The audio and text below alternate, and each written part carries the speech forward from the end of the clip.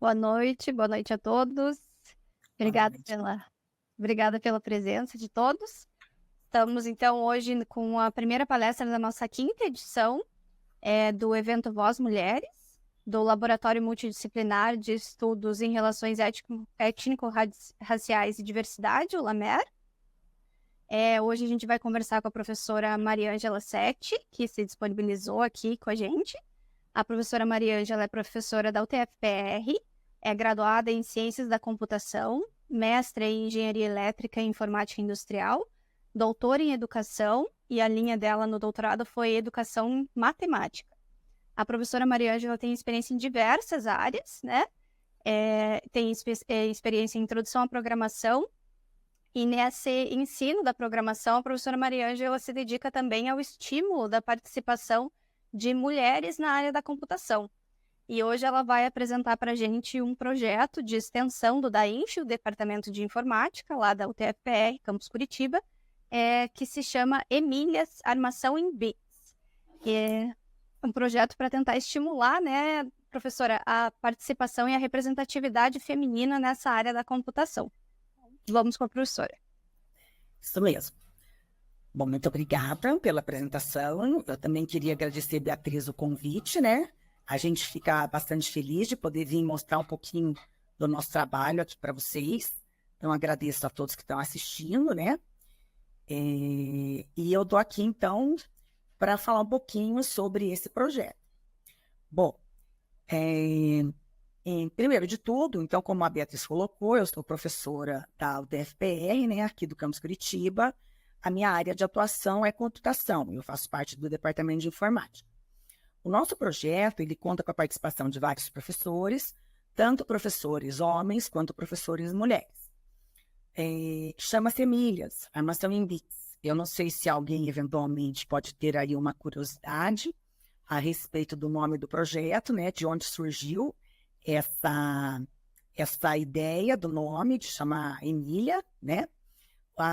É em homenagem à Emília do Monteiro Lobato, que eu acredito que todo mundo deve conhecer, né? E depois eu posso explicar qual foi a nossa ideia, né, de trazer a Emília do Monteiro Lobato para dar um nome aí para o nosso projeto. Bom,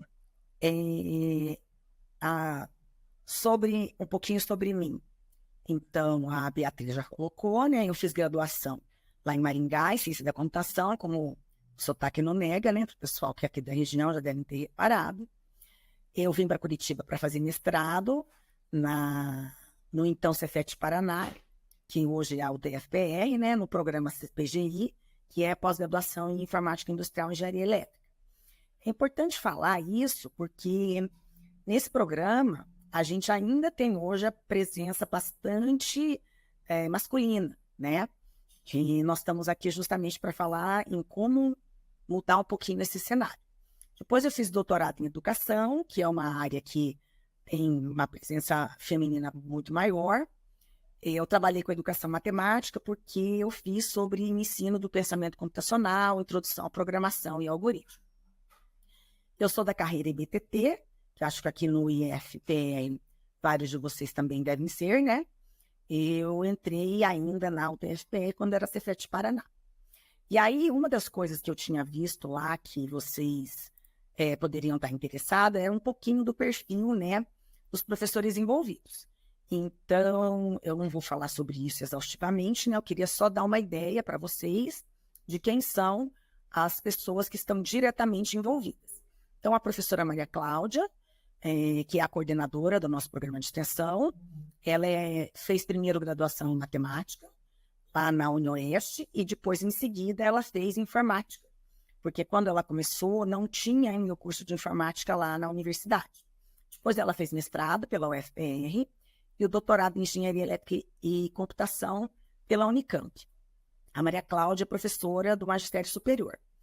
No Cefet Paraná, bem como se manteve para a Universidade Tecnológica, eu vou falar também um pouquinho sobre ela, as carreiras de magistério superior e ensino básico, técnico e tecnológico, elas conviveram por muito tempo praticamente com as mesmas funções, né? Nós trabalhávamos, o EBTT basicamente tinha o técnico, mas muitos dos professores EBTTs eram envolvidos também nos cursos de graduação, inclusive pós-graduação.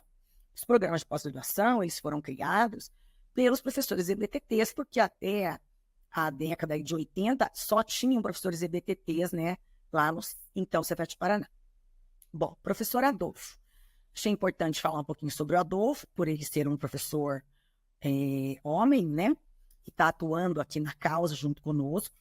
Então, o Adolfo, ele é graduado em Ciência da Computação pela UFAL, mestre em Ciência da Computação pela Federal de Pernambuco e doutor em Computação pela USP. Ele também é professor de magistério superior. O nosso projeto, na verdade, hoje é um programa de extensão, o programa Elias, ele é dividido em algumas áreas, entre elas o podcast, que é coordenado pelo professor Adolfo, e Oficina nas Escolas, que é coordenado por mim, junto com a professora Maria Cláudia. Maria Cláudia, além disso, ela é a coordenadora geral. Eu queria só situar o pessoal um pouquinho aqui na atuação da nossa universidade. A gente fala bastante, né, do Cefet Paraná, e principalmente para quem é daqui de Curitiba, muita gente ainda remete até, inclusive, à escola técnica. O que para a gente é bastante motivo de orgulho, porque a gente teve uma história assim, de bastante sucesso, né, nessas áreas de atuação. Mas o Cefet foi transformado em universidade, já tem mais de 17 anos, e hoje a gente atua em 13 cidades do Paraná, incluindo Curitiba. E aqui em Curitiba, nós temos o nosso campus ali, o campus histórico, que é no Rebouças, temos um campus na Ecoville e também um campus na cidade industrial, que a gente chama também de Neoville. Bom, nós temos um projeto vinculado aos cursos de computação. Porém, nós congregamos muitos integrantes de outros cursos e fazemos atividades para os alunos em geral, não só para alunos dos nossos cursos. Eventualmente, alguma coisinha, uma atividade ou outra, a gente faz focado nas calouras, só dos cursos aí da informática, né? Alguma coisa assim. Mas, em geral, os eventos são para todos e todas. Então, eu elenquei aqui os cursos de computação que a gente tem pela Sociedade Brasileira de Computação e também na UTFPR. Nós tínhamos licenciatura em computação, que foi descontinuado agora, justamente esse período, porque eles abriram também o curso de Sistema de Informação. É importante falar um pouquinho sobre a computação, porque o Emílias, o objetivo principal dele é justamente tentar atrair mais mulheres para essa área, tá? Então, de onde nós surgimos, né? Um pouquinho da nossa história. Hoje, esse programa de extensão, a diferença na UTF sobre o programa de extensão é que o programa ele contém vários projetos de extensão dentro dele. Tá? Então, no caso, o Emílias, ele antes era um projeto de extensão, foi transformado em programa de extensão, porque aí dentro dele tem o projeto de extensão do podcast e o projeto de extensão Oficina nas Escolas. A gente começou a trabalhar em 2013. Nós fomos um dos primeiros projetos na área de participação, na verdade, fomento a participação da mulher, né, nos cursos de computação. Lá em 2013, a Sociedade Brasileira de Computação estava começando um grupo dentro do WIT, que é um braço da SBC que trabalha com mulheres na tecnologia da informação. E, paralelo a isso, em dezembro de 2013, foi aprovada uma chamada do MCT, CNPq, junto com a Petrobras, que era meninas e jovens fazendo ciências exatas, engenharias e computação. Então, não era só para a área de computação, era para a área de STEM praticamente. Eu não sei se vocês sabem, mas agora foi aberto um edital esse ano, que também tem como objetivo fomentar a participação da mulher em diversas áreas. Tá? Não são só nessas áreas aí. Mas se alguém tiver interesse, vale a pena dar uma olhada. O edital está aberto, a submissão de projetos vai até o mês que vem. Então, com esse projeto aqui, aprovado no MCT, o que aconteceu? Nós tivemos incentivo e um pouco de recurso, nós pudemos contar com a participação da Escola Xavier da Silva, que é de frente ali à UTFPR, e tivemos a oportunidade de contar com professores da escola e também bolsistas da escola e da universidade para trabalhar junto. Então, o projeto oficialmente nasceu aí, com um grupo grande de professores do Departamento de Informática, Muitos desses professores ainda estão envolvidos no projeto e alguns deles criaram outros projetos também dentro dessa temática da participação da mulher, inclusão da mulher nas áreas de STEM. Se eu estiver falando muito rápido, você me interrompa, qualquer coisa pode me interromper, fica à vontade, tá? Uma coisa legal de dizer. Então, nós somos um dos primeiros projetos do programa Meninas Digitais. O que é o Meninas Digitais? O Meninas Digitais é um fórum, um grupo dentro da SBC. SBC é a Sociedade Brasileira de Computação. A gente costuma dizer que a computação ela não tem um conselho de classe, né? Como muitas outras áreas têm. Medicina, odontologia, veterinária, engenharias, né? Várias outras áreas têm conselhos de classe. A computação não tem ainda, porque há uma área com origem muito diversa, que congrega profissionais das mais diversas origens aí. E então, o que nós temos que nos representa majoritariamente? A Sociedade Brasileira de Computação. Então, quem faz essa interface com o Ministério da Educação para falar sobre cursos, quem desenha currículos, que as universidades tendem a seguir, é a SBC. Dentro da SBC tem diversos grupos temáticos, nos mais diversos assuntos dentro da computação. Um deles, então, é o Fórum Meninas Digitais. O Meninas Digitais, ele já tem mais de 10 anos de criação. E lá em 2013, quando nós começamos, nós éramos uns 3 ou 4 projetos dentro do Brasil todo. E de onde nós tivemos essa ideia e começamos? Nós temos várias pessoas que trabalham junto com o pessoal da SBC. Eu sou da UEM, né? Fui formada na UEM na graduação, e tem vários professores, ex-professores meus lá, que tinham uma atuação na SBC, outros professores oriundos também de outras universidades tinham esse contato mais próximo com a SBC, e aí surgiu essa ideia, então, de embarcar junto com eles nesse programa. Eu deixei aqui o endereço do Meninas Digitais, e atualmente são mais de uma centena de projetos. Esses projetos eles estão presentes praticamente em todas as regiões do Brasil.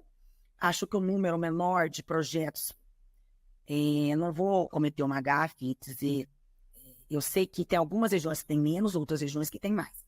No começo de metade de abril, por exemplo, nós vamos participar na Univale do Computer on the Beach, onde vai ter a reunião regional dos projetos do Sul, dos parceiros do Meninas Digitais.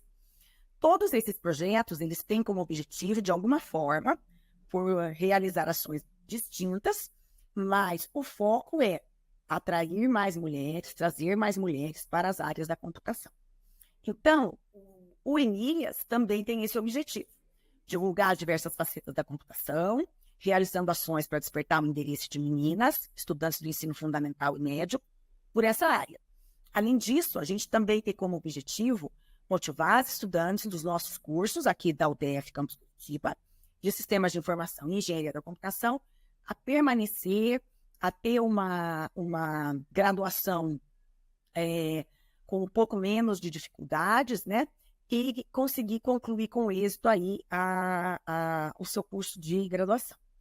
A gente costuma dizer, com base nos dados, né, de ingressantes e concluintes, que embora muitas vezes, em diversas turmas, nós tenhamos um número de mulheres muito menor do que os homens, a proporção, assim, aproximada que nós temos é em torno de 20%, 15%, às vezes 10% da turma de 44 alunos, né, é composta por mulheres.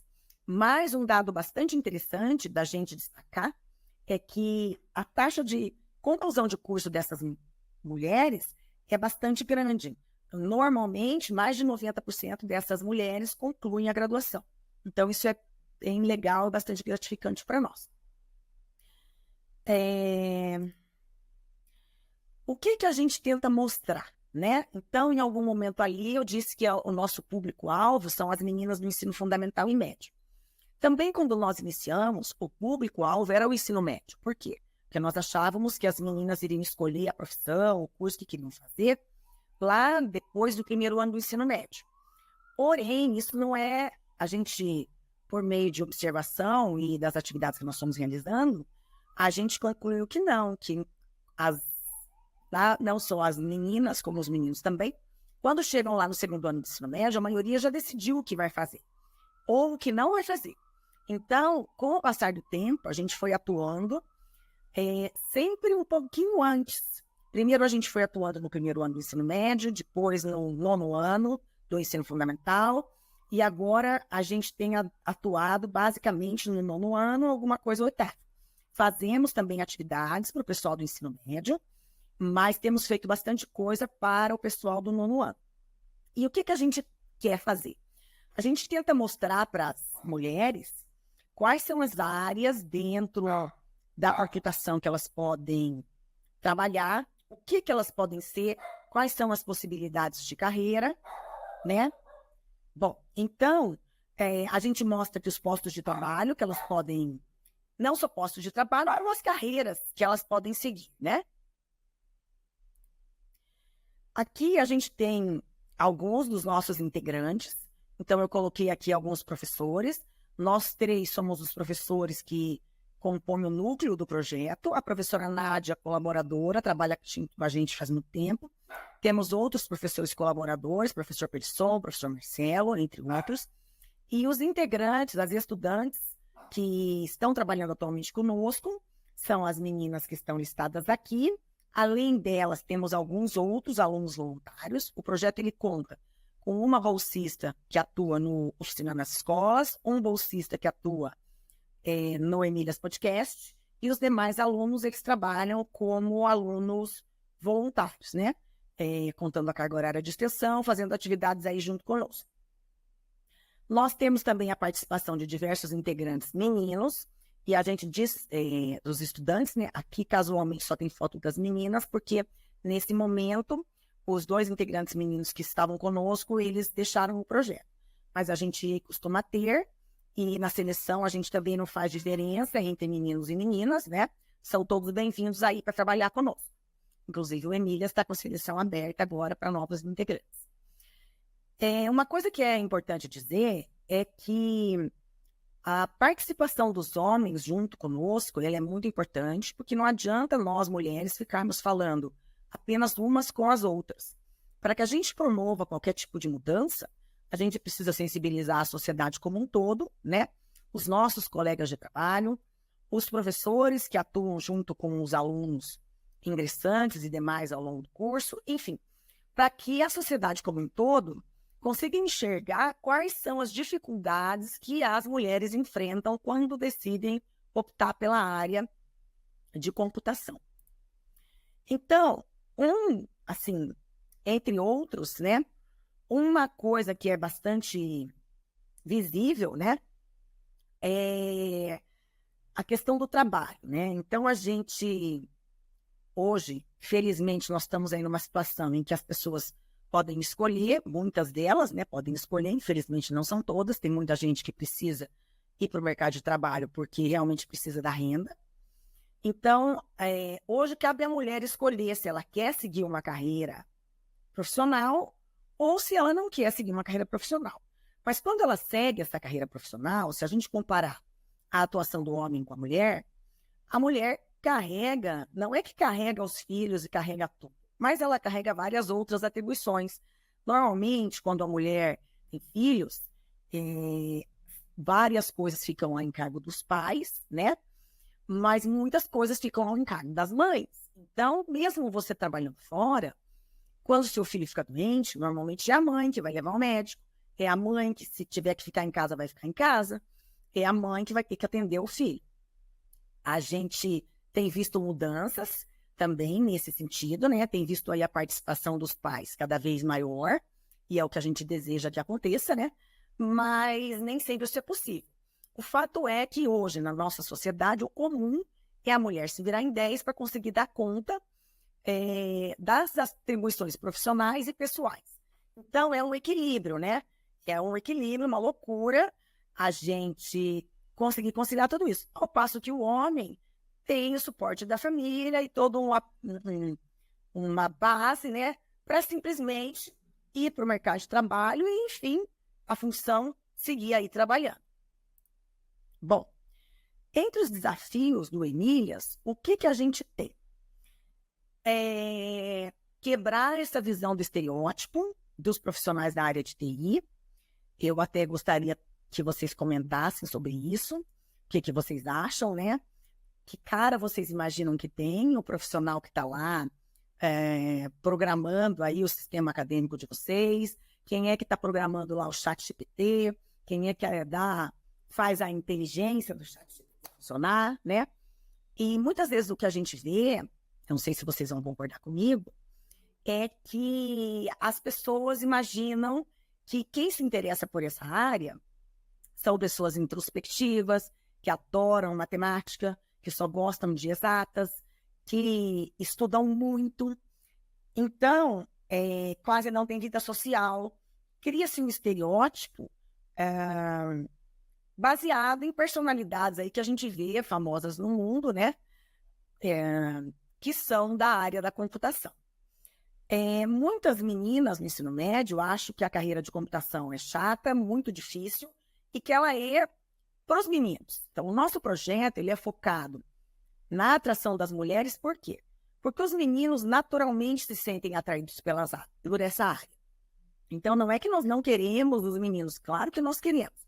Nós queremos todos, mas a gente gostaria de ter também as meninas, né? E para isso a gente faz esse esforço. Quando a gente chega nas escolas, muitos dos meninos já têm a intenção de ir para a área de engenharia, já têm a intenção de trabalhar com computação. Muitos deles são atraídos pela área de jogos. A gente brinca, diz que o pessoal joga videogame, acha que vai fazer computação, e que a computação é um grande jogo de videogame. Então, tem muita gente que tem o sonho de conseguir o seu próprio jogo, e muitos estudantes conseguem. Felizmente, os nossos alunos egressos dos nossos cursos, eles estão super bem colocados no mercado, né? Nós não temos tido dificuldade, né, de alunos que se formam e não conseguem uma boa colocação. Temos alunos formados aí esparramados pelo mundo todo, muitas meninas. Temos alunas egressas aí trabalhando na Suécia, no Canadá, em vários postos de trabalho realizadas. Temos também outras que concluíram com êxito e buscaram outras áreas, né? Temos alunas que fizeram computação, depois fizeram direito, integraram as duas áreas, estão trabalhando com isso. Então, a gente diz sempre para estudantes que a computação ela possibilita que as pessoas se engajem com diversas outras áreas. Então, se você tem interesse por veterinária, você pode trabalhar a computação auxiliando a veterinária, né? Você pode trabalhar a computação junto com a medicina. Você pode trabalhar a computação junto com qualquer outra área que você pensar em trabalhar. Outra coisa bacana de dizer é que computação não é só programação. A computação ela está em todo lugar, né? E ela pode ser olhada e trabalhada por diversos pontos de vista. O que a gente vê também? A baixa representatividade na graduação no mercado do trabalho. Então, quando a gente pergunta para as meninas de exemplo de pessoas famosas que elas possam citar para se espelhar na computação, o que vem? Vem sempre a imagem do Bill Gates, vem a imagem do Mark Zuckerberg, vem a imagem de homens que atuam nessa área. Então, a gente também faz um esforço para disseminar as mulheres. Nós temos excelentes profissionais, tanto no mercado brasileiro quanto no mundo, né? Trabalhando com computação, mas que tem pouca visibilidade. Então, isso é um negócio também bastante importante, mostrar para as meninas que o lugar delas também pode ser aqui, e que elas poderiam se espelhar em diversas personalidades.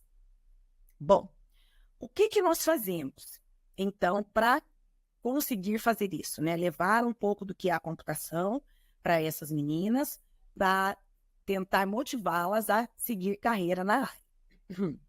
Então, nós fazemos oficinas nas escolas. Essas oficinas, elas são diversas. O que é uma oficina? A gente propõe uma atividade, envolve um grupo de alunos. Esses alunos costumam ser selecionados pelas escolas. Muitas escolas nos convidam para participar. A gente tem colaborado com o Colégio Pedro Macedo, com o Colégio Benedito e diversas outras escolas, majoritariamente escolas públicas aqui de Curitiba e região metropolitana. Já estivemos no IF Paranaguá também, fazendo oficina, fazendo outras atividades, por 2 vezes já estivemos lá. Inclusive, um caso de sucesso foi uma aluna que fez uma oficina conosco lá e hoje é nossa aluna, foi nossa bolsista voltou conosco para fazer atividade lá no ano seguinte. Bom, além das oficinas, essas oficinas, elas podem ter conteúdo técnico, como, por exemplo, oficina de Arduino, oficina de Scratch, ou não. A gente trabalha também com bastante conteúdo lúdico, com a utilização de jogos. Esses jogos são específicos para disseminar as protagonistas cientistas, mulheres, não só na área de computação, como na área de ciências e STEM em geral. Fazemos eventos. Nós temos alguns eventos que nós fazemos sempre, assim como vocês, mês de março, tem o Dia Internacional da Mulher, que a gente sempre faz um evento na UTFPR, trazendo mulheres da academia, mulheres do mercado, ex-estudantes, para falarem um pouco da trajetória e de coisas que venham a interessar aí os nossos alunos. Os nossos eventos normalmente são para todos, inclusive para todos os cursos, não só para os cursos de computação, e obviamente para os meninos também. A gente faz o Ada Lovelace Day, que também é uma comemoração em termos a nível mundial, né? Costuma ser comemorado dentro da área de computação, porque a Ada, que a gente diz a primeira programadora, né? No mundo aí. Além desses, temos eventos de acolhimento dos estudantes quando ingressam na universidade, outras rodas de conversa. A gente tinha um evento que chama-se Chafé, que a gente promove um lanche, algum filme temático para discutir com as estudantes e coisas assim desse tipo. Além das escolas, nós também fazemos participações em empresas que nos convidam. Muitas empresas têm programa voltado para a participação das mulheres, inclusão das mulheres. Por exemplo, a ExxonMobil, a Renault, a Volvo e várias outras. Então, em diversas ocasiões, nós estamos lá, assim como agora, nesse momento, né, falando um pouquinho sobre o nosso projeto. O podcast, ele faz o quê? Entrevistas com mulheres na área da TI ou que estejam, de alguma forma, envolvidas com a área de computação. Nós já trouxemos mulheres que atuam majoritariamente em outra área, mas que permeiam a computação. Então, nosso podcast está nos principais canais aí, plataformas, para vocês baixarem. Esse podcast, essas entrevistas, elas têm como objetivo principal que as mulheres contem um pouco da trajetória delas, dificuldades, conquistas, como escolheram a área, qual é a formação, desafios profissionais e desafios pessoais, muitas vezes também. Já estou quase terminando, tá? Só quero mostrar para vocês um pouquinho das nossas atividades. Então, nós temos aqui algumas fotos do Oficinas nas Escolas. Então, temos aqui os estudantes, né, do ensino fundamental e médio. Essa oficina aqui é uma oficina de prototipação, por isso que eles estão com os cartazes. São oficinas desplugadas, nesse caso, sem o uso de computador, né? A ideia é que eles proponham soluções tecnológicas para resolver problemas do entorno de onde eles vivem. Eu aproveito aqui para agradecer os colégios parceiros, né, que nos acolhem e que fazem aí atividades em conjunto conosco. Aqui nós temos, então, no podcast, um exemplo de aluna egressa, que é a Letícia, exemplo de professora também e profissional da área. Vocês vão ver que tem um perfil bastante diversificado no podcast. Nós já temos mais de 100 episódios disponibilizados no Spotify, no YouTube. Então, vocês podem depois dar uma conferida lá. Então, aqui são os eventos. Nós temos aqui os jogos com as Emílias, que a gente, então, faz. Por exemplo, esse aqui é o Jogo da Memória, onde nós temos as principais cientistas, a foto das cientistas e a outra parte é composta por uma mini biografia. Então, dessa forma, quando a gente chega na atividade, que eles não têm nenhum exemplo de mulher cientista para dizer, ao terminar, pelo menos eles conhecem algumas. Acontece muito da gente ir em algumas escolas e laboratório de ciências, ter vários personagens cientistas famosos que foram muito relevantes para o mundo, mas notadamente são sempre os homens. É muito difícil você chegar num laboratório de ciências, ou química, física, e ter estampado a foto lá de uma mulher. Então, isso também é uma coisa que a gente vem conversando para que venha ir sendo modificado, porque justamente é a questão de onde essas meninas podem se espelhar, né? Em quem elas podem olhar e pensar, eu quero ser como ela, né? Nós temos outros jogos, tá? Esse aqui é a Dama Chinesa, onde cada personagem é também uma cientista. E hoje em dia nós temos também bingo e vários outros. Todos eles visam divulgar as personagens femininas cientistas para quem está jogando. E aqui nós temos as nossas mídias, a nossa Linktree. Vocês podem acessar pelo QR Code. O meu e-mail, se eu não coloquei na primeira página, eu também vou deixar aqui disponível com vocês. Agradeço, então, pela disposição. Obrigada, professora Maria Ângela, pela palestra. Vamos passar, então, para as perguntas, né, da plateia. Os questionamentos, o professor Fábio vai me ajudar agora. Eu tenho também alguns questionamentos aqui, eu posso começar, se o pessoal estiver um pouco tímido. O pessoal que tiver perguntas, então, para a professora Maria Ângela sobre o projeto, pode postar aqui no YouTube, no chat. Beleza. Então, professora Maria Ângela, o professor Fábio, ele está avisando aqui que nós estamos com uma turma da licenciatura em matemática do campus, tá? Que está assistindo a palestra lá no campus mesmo, tá? O professor Natan, que é o professor de espanhol do nosso campus, deu os parabéns pelo projeto muito interessante, né? E eu tenho algumas perguntas, eu vou começar então. Alguns comentários, né? A gente ali no campus, a gente lida com o ensino médio e com o ensino superior, né? E isso que você falou das meninas buscarem menos essa área, né? Qualquer área nas exatas, na verdade, né? A gente vê, é muito patente, assim, eu percebo muito ali. A gente tem turmas do médio de automação, imagine, é ensino médio, né? Mas é técnico, com técnico integrado, e a gente tem turmas de automação que tem, às vezes, uma, duas meninas.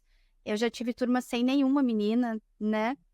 E quando nós temos meninas, elas, de um modo geral, claro, não todas, né? Apresentam alguma dificuldade e acabam não seguindo a área, né? Depois. Porque nós temos vários estudantes que terminam o curso médio integrado e vão para alguma área das exatas na UTFPR. Alguns fazem a engenharia elétrica ali com a gente também, e as meninas, em geral, não buscam essas áreas, né? E eu acho que, às vezes, a gente sempre escuta aquele argumento de que, mas é que não se interessa, não chama o interesse delas, né?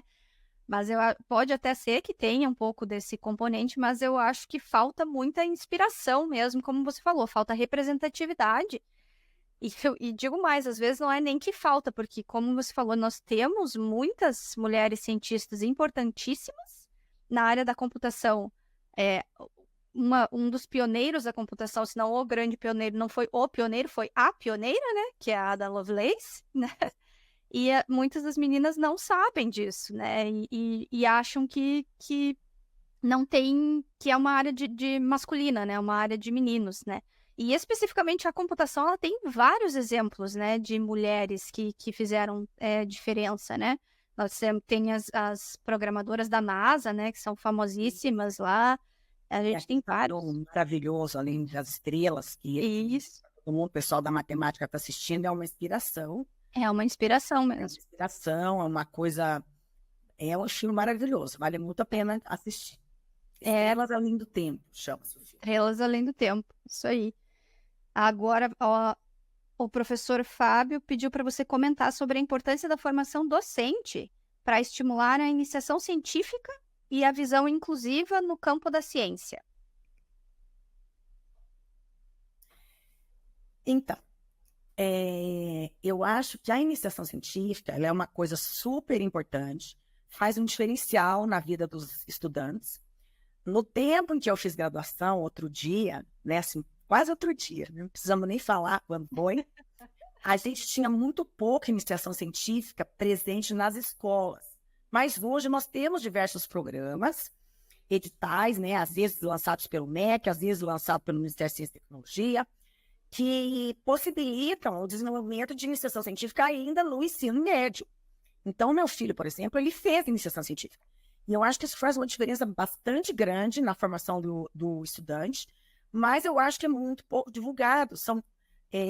Os programas, acho que ainda são numa quantidade não muito grande, né? E eu acho que, tentando responder a pergunta, né, professor Fábio, eu não tenho, assim, uma resposta para dizer como é que poderia formar o docente. Eu acho que a gente precisa engajar os docentes para que se desperte um interesse pela pesquisa também, não só por outras atividades, né? A gente, na universidade, às vezes tem o problema inverso. A gente tem os docentes que têm mais interesse pela pesquisa e atuam mais com a pesquisa. Então, agora, em muita oferta de iniciação científica, felizmente, com bolsas, não são tantas ofertas. As bolsas muitas vezes têm um valor muito pequeno. Então, qual que é o nosso problema? Competir com as ofertas do mercado. Então, claro, nós não temos nada contra o mercado. Eu acho que a gente dá uma formação para o estudante para que ele realmente, se quiser, atue no mercado público ou privado, enfim, ou que vire um pesquisador. A gente não está formando um aluno para ser pesquisador, né? A gente está formando um aluno para ser aquilo que ele gostar mais e se interessar. Mas para ele saber se ele gosta de fazer pesquisa, ele tem que ter oportunidade de ter um contato com isso, né? E muitas vezes, o que nós temos tentado agora, com essa questão da curricularização da extensão, é juntar a pesquisa com a extensão. Eu acho que a ideia dessa legislação aí que está colocando a extensão como obrigatória é justamente fazer essa aproximação da sociedade, da pesquisa e da universidade, para que o ensino, a pesquisa e a extensão finalmente caminhem com a mesma força, vamos dizer assim. Então, eu acho que com isso os alunos vão ter um contato maior, porque eles vão ter que participar dessas atividades. Então, eu vejo assim, na formação, tanto do nível médio, mas principalmente na graduação, dos alunos que passam por uma iniciação científica, ela é bastante relevante, muito relevante. A gente vê a apresentação de um trabalho de um aluno que participa de um projeto, não só da iniciação científica, porque a gente tem, por exemplo, os grupos PET, que é aquele programa de ensino tutorial. Os grupos PET, por muito tempo, foi um programa do governo, foi crescendo, depois diminuiu, ficou estacionado, enfim. Nós conseguimos, felizmente, depois de muitas tentativas, aprovar 2 grupos PET. Então, dentro da computação da UTF, nós temos 2. E isso é bastante, porque acho que ao todo eles devem ser uns 12. E ali os alunos que se engajam nesses projetos, eles têm um diferencial, porque eles se envolvem de uma maneira muito mais consistente com tudo que está envolvido dentro da universidade. Então, os alunos que participam do ENIAS, que participam de diversos outros projetos que a gente tem, eles acabam se engajando muito mais no curso. E a gente acha que isso também é uma forma de acolher, incentivar e fazer com que esse aluno tenha mais vontade de concluir, sabe? Esse pertencimento ao universo da universidade. Que isso vem caindo, né? Você falou que fez engenharia elétrica.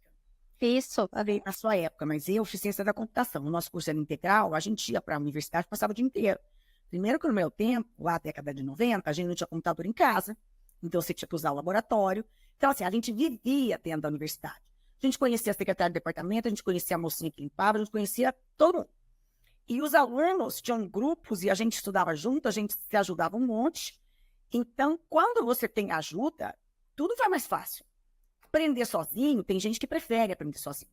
Mas, normalmente, é como qualquer outra atividade. Quando você tem apoio e tem grupo, é mais fácil. Você está com a dúvida de matemática, se a sua colega conseguir ajudar naquela dúvida, e o outro conseguir ajudar na dúvida de física, e o outro conseguir...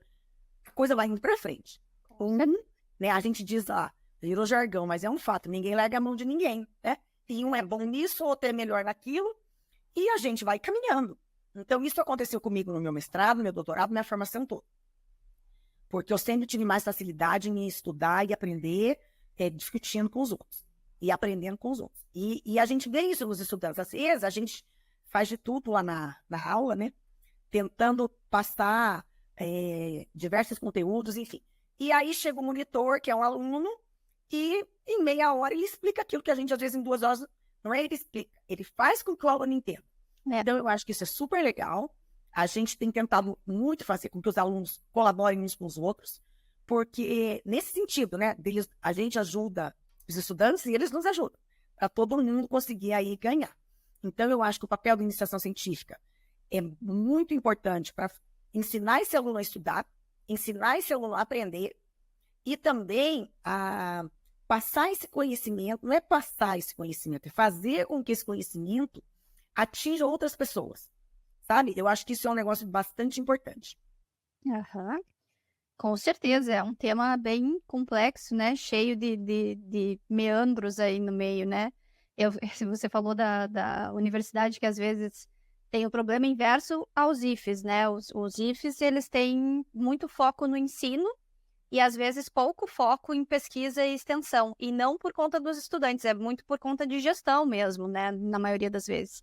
E a universidade, o contrário, né? Muita pesquisa e às vezes pouca extensão e pouco ensino.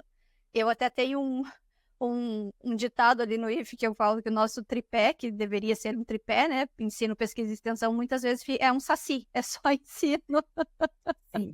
Eu mostro por muito tempo, ensino sempre teve, mas sem dúvida que tem muitas pessoas cuja prioridade, o sonho é a pesquisa.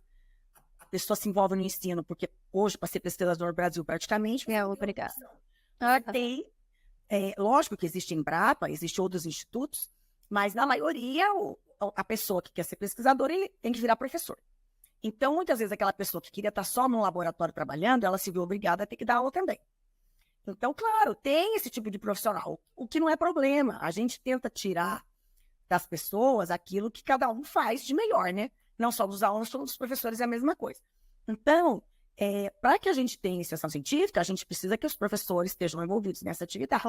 Mas isso é mais natural dentro das universidades, porque existe título de doutor, então a pessoa, quando entra, ela já tem uma carga de pesquisa ali atribuída. E o que muita gente diz? Ao contrário, que a gente precisa de ter pessoas mais ligadas ao mercado, com uma dedicação menor, em vez de ser dedicação exclusiva. Mas o que acontece? Nos últimos anos, né? As nossas políticas educacionais, elas não favorecem esse tipo de contratação, porque aí as vagas, né? Você conta um professor, que é tudo número, né? Então, você quer 3 professores, você não consegue trocar um professor DE por 3 professores 20 horas, não consegue. Então, é sempre complexo, né? Não é uma rotina 1 para 1 aí. Não é fácil. Eu vi ali o comentário sobre a licenciatura, e o nome de quem foi que fez, eu não reparei. Foi a Vera. Agradeço o teu comentário. E, assim, sim, a gente tem essa intenção. Nós temos um projeto parceiro lá na UTF, que é o Teachers, a professora Rita Berardi, que trabalha com as professoras, por meio da Secretaria da Educação da Prefeitura. Então, o que eles têm como objetivo principal? Disseminar a cultura do pensamento computacional para as professoras, para que as professoras possam atuar junto aos alunos. Porque o que aconteceu agora? A computação está em alta e faz muito tempo. Dentro da SBC se fala em licenciatura em computação há muito tempo. A UFPR, por exemplo, tem um curso de licenciatura, deve fazer já uns 10 anos, se não faz mais, e a UTF também tinha. Mas o tempo foi passando e isso não foi para a escola. Agora que o pensamento computacional, a partir do ano passado, retrasado, chegou à escola. E o que está acontecendo? Aproveitando que tem a turma aí da matemática, né? A gente sempre está muito junto com o pessoal da matemática. E os professores, massivamente, da matemática, que estão trabalhando com esses conteúdos de pensamento computacional. Pelo menos nas escolas em que eu fui, né? Então, são alguns exemplos. Não sei dizer se isso, assim, acontece em toda a escola. Uma coisa interessante que eu gostaria de mencionar, também aproveitando a matemática, é que por muito tempo, eu, como sou uma pessoa que sempre adorei matemática, sempre estudei um monte de matemática, eu tive muita dificuldade na computação no começo, e a minha professora de matemática do colégio, quando eu escolhi computação, eu fui mostrar o currículo para ela, perguntar o que ela achava, e ela disse assim, que cálculo, essas coisas, que eu não ia ter problema, mas que tinha uma matemática que era específica da computação, que se eu não levasse jeito, ia ser muito difícil. Então, eu queria dizer para as pessoas que estão assistindo a gente, inclusive para as meninas, que a gente não precisa ter jeito para nada. Ter jeito te ajuda. Ter jeito facilita a sua vida. Então, eu era uma pessoa que não tinha jeito para tal da matemática, para computação. Então, eu fui lembrar dessa fala e descobri que, nossa, não é que eu estava falando de algoritmo, pensamento computacional, lá no meu doutorado, que eu estudei as dificuldades de ensino-aprendizagem da introdução à programação. Então, eu gostei da graduação toda, de fato, eu fiz cálculo 1, não larguei minha graduação por causa de cálculo 1, porque eu adorava, fui monitora, geometria analítica, assim, a matemática, realmente, eu fui super bem. E a gente sempre usou a matemática para ensinar programação. E a gente sempre disse para as pessoas, olha, se você gosta de matemática, venha para a computação. Mas não obrigatoriamente você tem que gostar da matemática. Eu, pessoalmente, não sei por que as pessoas não gostam de matemática. Eu adoro matemática. Eu adoro também. Eu adoro de ciência da UFPR, ia ficar bem feliz de me ouvir falar, né? Mas realmente eu fui fazer educação matemática aqui, porque era o que tinha mais próximo da minha graduação. Não era o meu sonho, mas era o que era viável e o que era mais perto do que eu queria, que era trabalhar com o ensino da computação, né? Então, eu estudei bastante ensino da matemática e eu acho que as pessoas acabam que não entendem a matemática, por isso que não gostam, o que acontece com outras áreas. Mas aí, o que hoje em dia os livros de computação e tal têm feito? Tem afastado um pouco a computação, para que as pessoas usem outras ferramentas além da matemática para ensinar. Então, eu diria assim, você não precisa ser um gênio da matemática para fazer computação. O raciocínio é diferente, né? O tal do raciocínio matemático e o raciocínio que a gente usa para programar ainda é outro, pelo formato como os computadores são projetados, né? Mas é claro que você ter uma atração pelas áreas de exatas te ajudam, né? No caso de sistemas de informação, a gente não tem física, por exemplo, né? A gente tem diversas matérias de matemática, gestão, porque o sistema de informação ele tem esse viés com a gestão, né? Computação e gestão. Já na engenharia da computação, aí sim a gente tem, como qualquer outra engenharia, toda a carga de física, química e matemática, que hoje, por sinal, na ciência da computação também tem física, antigamente não tinha. E sinal também para mim é uma pena, que eu também gostava. Eu também gostava. Então é isso, eu diria assim, essa questão do jeito, o que a gente vê muito no nosso projeto tenta lutar? Com as pessoas que às vezes dizem, então você tem uma turma com 40 meninos e 3 meninas. Aí chega o professor, que não fala por mal, porque é uma coisa cultural, e ele naturalmente fala assim, pergunta para o seu colega, que ele vai saber ensinar você. Ele nunca fala para um menino, pergunta para a sua colega que ela vai ensinar você. E nós temos muitas meninas que são tão boas programadoras ou melhores que os meninos, e vice-versa. Tem muitos meninos que têm dificuldade, que as meninas não têm. Isso não tem nada a ver com o sexo da pessoa, né? Isso não tem nada a ver se é homem ou é mulher. Isso tem a ver, sei lá, eu acho que é com o cérebro de cada um, com a aptidão de cada um.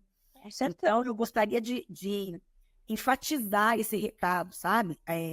Eu sei que é fácil falar, você está achando difícil, você se esforça, que você consegue. Mas podem ter certeza, gente, na vida, tudo que você quer, você faz. Pode dar mais trabalho, né? Se eu levo jeito, eu vou fazer com menos trabalho, com menos sofrimento, né? Ok. E talvez eu nunca venha a ser um Bill Gates. Aí eu admito que, bom, para ser um Bill Gates, talvez você tenha que nascer com Tem muita gente que não nasce com o jeito e é quase um Bill Gates. Isso daí é um Bill Gates, né? Exatamente. Então, acho que isso é bem importante de dizer. Eita, nem sei se eu respondi o que a pessoa perguntou. Respondeu sim, mas eu queria falar para Vera, inclusive, que Vera pode contar comigo que eu vou ficar atrás da professora Mariângela, com certeza, para levar ela no nosso campo, sim, para fazer oficina com a gente lá, porque é um projeto que eu vejo muita necessidade ali no nosso campus Campo-Largo. Mas sim, olha, isso é um negócio bacana, fazer oficina com os alunos. Eu entendi na fala da Vera que a ideia era disseminar o pessoal da licenciatura, para eles disseminarem na escola, mas eu não tinha pensado na turma de vocês, né? Mas isso é uma coisa muito bacana que nós podemos sim tentar, viabilizar. Eu acho que é bem interessante. Com certeza, pode contar comigo que eu vou atrás, tá? Temos mais uma pergunta aqui. Diante de um projeto tão exitoso e tão duradouro, quais foram os desafios que vocês encontraram? No sentido de se vocês sentiram resistências relacionadas às discriminações que o próprio projeto propõe enfrentar. Então, bom, como a gente tem a chancela da SBC, então ele já foi bem visto pelos nossos colegas, tá? Inclusive, eu vi o professor Adolfo aqui dando boa noite, agradeço. Se o Adolfo quiser depois falar, fazer uma fala, né? O Adolfo é nosso colega, é o responsável pelo podcast aqui do Emias. Então, o professor Adolfo está junto conosco desde o início. E a gente teve no nosso departamento um engajamento grande dos docentes. O que nós tivemos de dificuldades? Recursos. Temos essas dificuldades até hoje. Por exemplo, vamos fazer um evento. A gente vai trazer uma pessoa para fazer uma fala. Agora ainda, assim como aqui, a gente pode lançar mão de fazer isso de forma virtual, né? Mas antes da pandemia, isso não era usual. Antes da pandemia, a gente fazia tudo presencial. E aí a gente não tem verba para nada. A verba do nosso projeto, hoje a gente tem uma bolsista, uma para o podcast, uma para oficinas, que então a gente pode contar com o auxílio desse estudante que recebe uma bolsa para nos auxiliar, desenvolver materiais, aplicar as atividades. Mas veja, é um aluno. Vocês viram ali quantas pessoas envolvidas no projeto nós temos. Então, a gente precisa de muito mais do que um. Então, o que nós fazemos muito? Nós, professores, que fazemos as atividades. Nós que vamos às escolas, nós aplicamos as oficinas, nós compramos os materiais para as oficinas, nós compramos os lanches que nós levamos para os alunos, nos eventos, o café que a gente faz, as lembranças que a gente entrega para as pessoas que vêm fazer a fala, porque a pessoa já vem fazer a fala, de graça, né? Assim, não é como te chamarem para dar uma palestra no Marista, que você vai receber X lá, de acordo com a sua hora. A gente, quando faz eventos, não. A gente convida as pessoas, por amor à causa, vão lá colaborar conosco. Então, as nossas dificuldades são nesse sentido, e de levar os estudantes. Por exemplo, a gente publicou um artigo agora num evento que vai acontecer, o Simpósio Regional de Banco de Dados, vai acontecer lá em Farroupilha. Então, assim, nós não temos recurso. A universidade tem um edital que abre para os alunos se inscreverem, pedindo recursos para participação em eventos, mas esses recursos eles são na casa de uns R$600. Então, com sorte, se o aluno for selecionado, ele consegue R$600. Agora, me digam se com R$600 o aluno vai para Farroupilha, mesmo que fosse a pé, né? De ônibus convencional, de ônibus... Não tem jeito, não vai pagar nem a passagem. E esse aluno, obviamente, ele tem que dormir, ele tem que comer, né? Então, muitas vezes o que a gente faz? A gente faz um auxílio professor e a gente dá lá um jeito. Então, o que a gente vê muito até, eu tenho até citado o IF diversas vezes, eu não sei aqui no caso do IF Paraná, mas eu conheço diversos outros IFs, e nos eventos de computação que a gente tem ido, tá cheio de gente dos IFs, com ônibus, com um monte de aluno. Então, de alguma forma, eu não sei porque nós não estamos conseguindo esse recurso para levar os alunos. Então, acho que um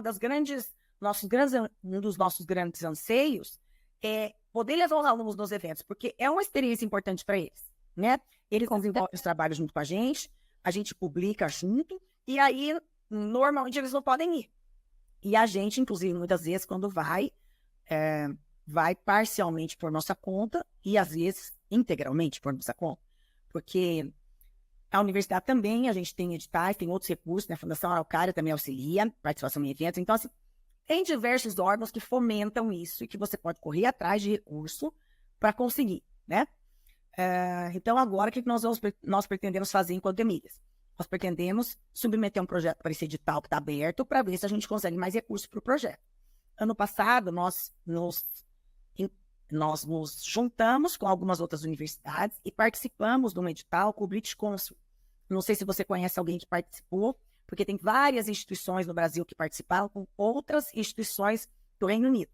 Nós participamos com a Universidade de Essex, junto com o ITA, uma universidade CESUPA do Pará, Federal de Pernambuco, a Unifesp, acho que está faltando mais alguma que eu já me lembro. E esse projeto era também sobre a inclusão, participação das mulheres nas carreiras de STEM. Então, o que a gente faz? A gente tenta se juntar com outros grupos para ir conseguindo. Às vezes não é auxílio financeiro, mas é auxílio para um evento, é auxílio de trabalho, é corpo de pesquisa para publicação. Então, a gente vai se virando aí com o que dá. A universidade tem tentado apoiar, agora a extensão, a universidade vai precisar de apoiar, mas os recursos financeiros são muito escassos, porque nós, na universidade, estamos tendo recursos escassos. Cada ano, eles ficam mais escassos. Cortando cada vez mais. A gente tinha esperança que agora começasse a melhorar e continuamos com essa esperança de que o governo que instituiu essa lei que nos obriga a oferecer os 10% de extensão em todos os cursos, que o governo, em algum momento, perceba que para fomentar a extensão, a gente precisa de recurso. Claro que a gente quer parcerias também com órgãos externos, sejam esses órgãos públicos ou privados, né? Mas essa habilidade de fazer essas parcerias, tem instituições onde isso é nato, a UTFPR até tem tradição nisso, mas não no volume que a gente agora vai precisar. É para todos os alunos, né? Então, assim, são 10 mil alunos tendo que fazer uma carga horária em torno de 300, 400 horas de extensão. Veja quantas horas dá isso, né? Então, é bastante. E todas as outras instituições, inclusive os cursos superiores de vocês aí, estão no barco. Então, é assustador. É assustador mesmo. Uma preocupação minha é que como que vai funcionar, né? Porque no papel, como veio, só essa obrigação é muito fácil, né? Mas a gente envolve muito. Eu posso, por exemplo, do Emílias, porque todo mundo cita, né? Como nós somos um dos projetos mais antigos nessa temática, todo mundo fala, mas veja, o Emílias, por exemplo, de repente vai abraçar lá 100 alunos.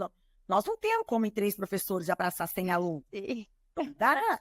A gente adoraria poder fazer isso. Mas a gente não tem. Hoje não tem como fazer. Sim. Então, o DAIF tem muitos outros projetos de extensão, mas todos eles são como os nossos, tem o envolvimento de 2 professores, 3 professores. Então, você tem um grupo de 20, você até pode fazer um esforço e, de repente, ficar com 30, quem sabe 40. Mas isso não vai contemplar os 10 mil. Né? Então, a gente também está aí nessa luta. Eu vou ter uma matéria, a partir do semestre que vem vai ser extensionista, mas a gente também vai se juntar com outro grupo de extensão, que é o programa PET-COST, que já atua nisso, né? Porque um dos motes do programa é a extensão mesmo, para tentar engajar os nossos alunos nisso. Então, já estou tentando aí, compartilhando experiências positivas para a gente se ajudar. Claro. Então, tem mais uma aqui, professora, do Márcio. Ele perguntou se as pesquisas são feitas considerando os institutos federais, a UTFPR e outras universidades. Pesquisas que você quer dizer para gerar números de pesquisas, eu não entendi exatamente, Márcio, o que você quer dizer. Por exemplo, quando a gente fala de alunos dos cursos de graduação, sim, a gente também, todos os cursos de graduação do Brasil. Não importa se é Instituto Federal, se é escola pública ou privada. Depende do estudo, lógico, né? Depende da pesquisa que a pessoa está fazendo, pode estar olhando só para um público, né? Às vezes, nós, por exemplo, às vezes olhamos só para o público da UTFPR, mas tem muito trabalho que é feito olhando o panorama geral, inclusive no mundo, em quantidade de alunas, né, nas carreiras de STEM. E a nossa surpresa foi, porque nós trabalhamos, então, com universidades de diversas regiões do Brasil, o objetivo do projeto era esse mesmo, para ver realidades diferentes, né, e o Reino Unido. E lá, a preocupação deles é também isso. Além da nossa preocupação em atrair os alunos, eles têm também dificuldades em progressão de carreira dentro das instituições de ensino. Que isso aqui a gente não tem. Não, pelo menos, de forma explícita. Porque o nosso plano de carreira público, né, para quem trabalha em instituição pública, ele é o mesmo, tanto para os homens quanto para as mulheres.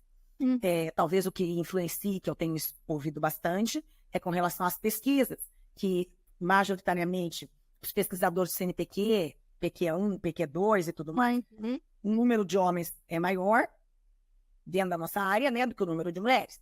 Também estamos dentro da computação fazendo todo um movimento para tentar fazer com que essas mulheres pesquisadoras, que já têm uma produção super relevante, cheguem aí aos patamares que os colegas homens têm de chegar. Claro.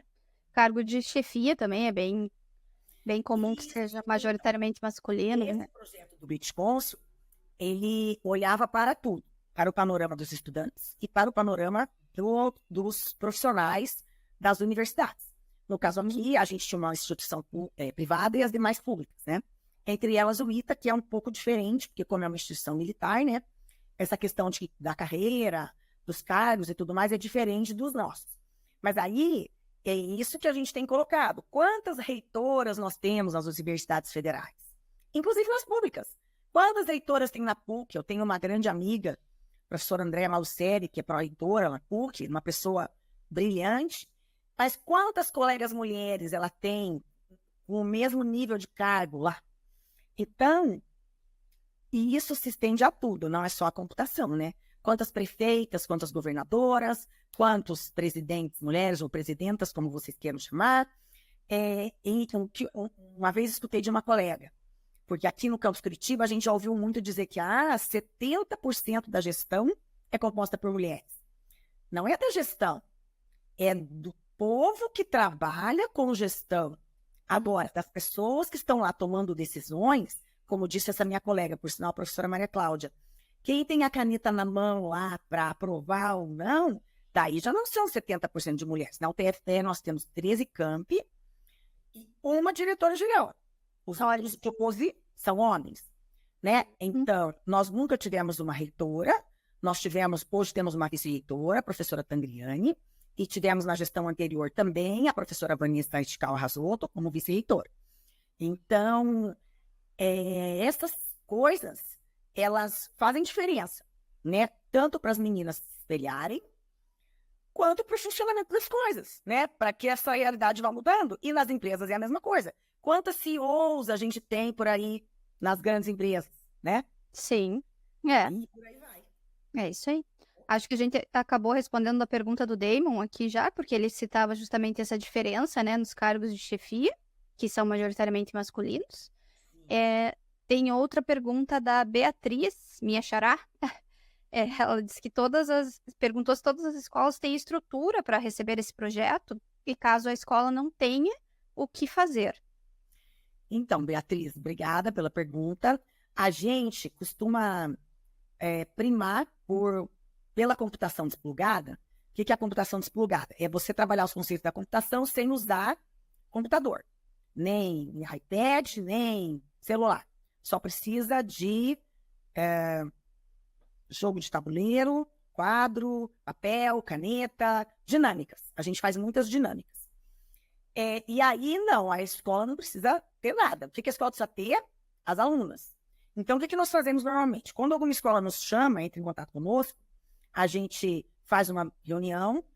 Normalmente, a gente vai, inclusive, até a escola para falar com o diretor, com a pedagoga, porque nas escolas do estado que a gente tem contato, costuma ser assim, né? A gente tem que se apresentar e, enfim, explicar, afinal de contas, quem nós somos, o que queremos e o que vamos fazer, né? E aí, a gente apresenta um cronograma de trabalho com algumas oficinas que a escola tem interesse e a gente faz dentro do que a escola consegue. Então, tem coisas que para a gente fazer precisa de um laboratório de informática, mas tem coisas que a gente não precisa de nada. Então, depende das condições, a gente se vira. Então, claro, não é 100%, mas a gente consegue, sim, fazer muita coisa sem precisar de infraestrutura nenhuma. Maravilha.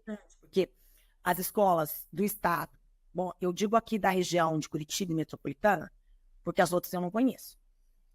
Mas eu falo assim para todo mundo que as escolas públicas aqui, as que a gente tem visitado, elas são com condições bastante boas. Os problemas que acontecem são imprevistos. Por exemplo, teve uma escola que nós tínhamos oficina, teve um problema de alagamento, alagou, mas todo mundo tem laboratório de informática. Algumas coisas funcionam melhor, outras coisas não funcionam. Às vezes a gente chega na hora da oficina, caiu a internet, assim como na UTFPE, isso também acontece. Então, a gente normalmente está preparado para esse tipo de coisa, principalmente no começo. Então, antes da gente querer fazer atividades que precisem de mais recursos, a gente sempre faz coisas introdutórias, enfim, de disseminação da computação, de uma maneira mais lúdica, que não precisa de nada, para não ter já esse problema de cara. Chegar no laboratório e daí metade dos computadores não funcionam, ou o técnico não está lá no momento, ou caiu a internet, ou sei lá. São diversos problemas que podem acontecer, né? Apesar das escolas contarem com infraestrutura. Maravilha. Podemos responder mais uma, professora? Então, tem uma do Jean. Ele pergunta como englobar ou ampliar, né, a interdisciplinaridade neste projeto.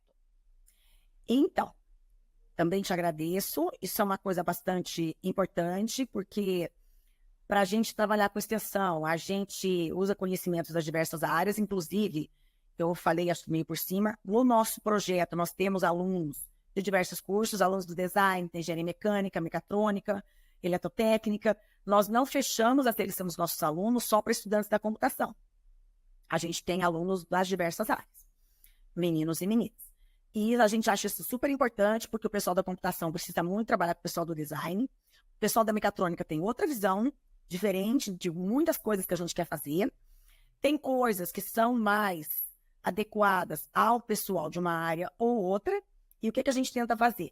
Fazer times de assuntos de interesse e coordenar para que esses alunos consigam, então, dar conta desses assuntos, embora cada um seja de uma área.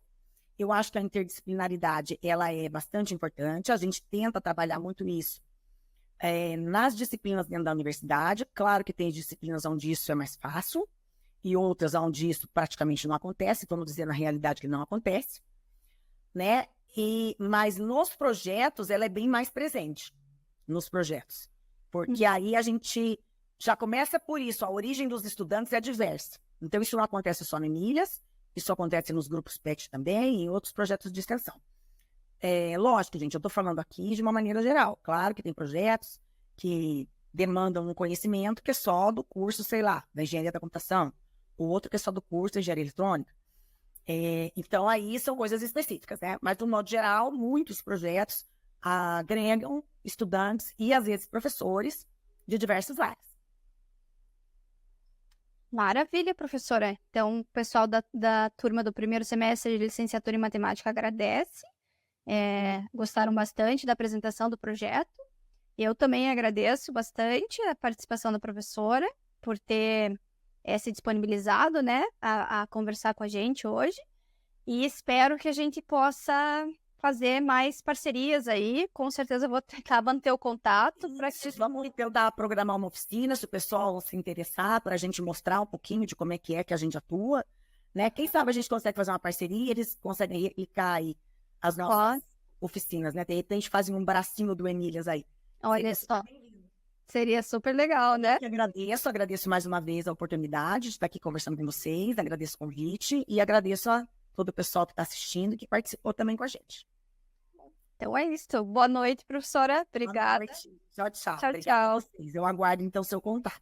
Tá, pode aguardar.